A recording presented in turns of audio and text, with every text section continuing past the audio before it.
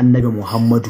Ina Maiduguri tiktokers, ku yi hunting din wagga yarinyar, ku binciko muna ita, ku taka ta, ku yanka ta dan girman Allah, dan soyayya ku da annabi Muhammadu. Kada ku bari ta sha, kada ku bari ta sha. Ku yanka ta, ku yanka ahalinta da duk wanda yayi aiki irin wannan. Jida ya muke da ku ɗaya bayan ɗaya, billahi allazi la ilaha illa huwa. Duk wanda ya taba sayyidi annabi Muhammadu wallahi sai mun yanka shi. Duk duniya ba mu da wanda muke so kawarsa. Za mu iya bada rayuwar mu, za mu iya bada jinin mu akan annabi Muhammadu, kuma wallahi sai mun bashi kariya. Wallahi sai mun ba annabi Muhammadu kariya in dai muna rayi. Sai dai a karar da mu, amma akan annabi Muhammadu mun shirya mutuwa dan girman Allah, dan soyayya ku da annabi Muhammadu. Duk mai son ya mutu ya yi shahada, duk mai son ya yi shahada ga aikin shahada ya samu. Yan Maiduguri ga tanan ku bincike ta, dan annabi Muhammadu ku bincike ta duk inda take. Assalamu alaikum wa rahmatullahi ta'ala wa barakatuh. Mabiya wannan tasha mai albarka, sannan ku da ƙara arzikin ƙara kasancewa da mu a wannan lokaci mai albarka. Mabiya wannan shiri mai suna a duniya, idan wannan ne zuwan ka na farko, ka danna mana alamar subscribe, sannan ka danna ƙarfar sanarwa, yace za ka cika wa samun ɗanbin shirye-shiryen mu da mun daura.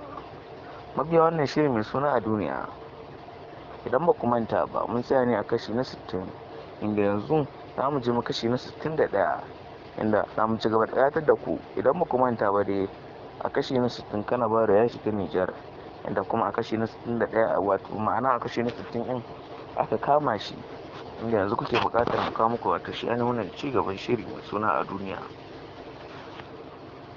Sannan in Allah da daman muku alƙawarin a bayan sallah za mu sako muku shi, amma na dai ba faɗa muku yaushe ne za mu sako muku shi, wato ainihin a bayan sallan ba.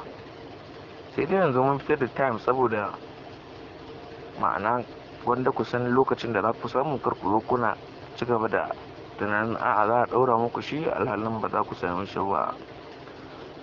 In Allah da za mu ɗaura muku wannan shi mai suna a duniya a ranar 18 ga watan Mayu, ma'ana jibi kenan.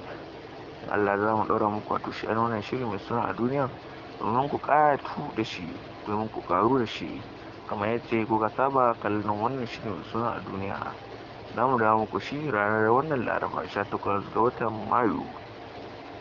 Dan Allah da za mu ci gaba da ƙayatar da ku a wannan shiri mai suna a duniya. Sannan ku danna mana alamar liking, sannan ku danna ƙarfar sanarwa, yace da ku ya samu ɗanbin shirye-shiryen mu da zarar mun ɗaura. Mun gode da kasancewa da Zinariya Hausa TV. Kasance da mu a koda yaushe don ranar Laraba, kai sacin a duniya in Allah da za ka tarar da mu. Mun gode da kasancewa da mu.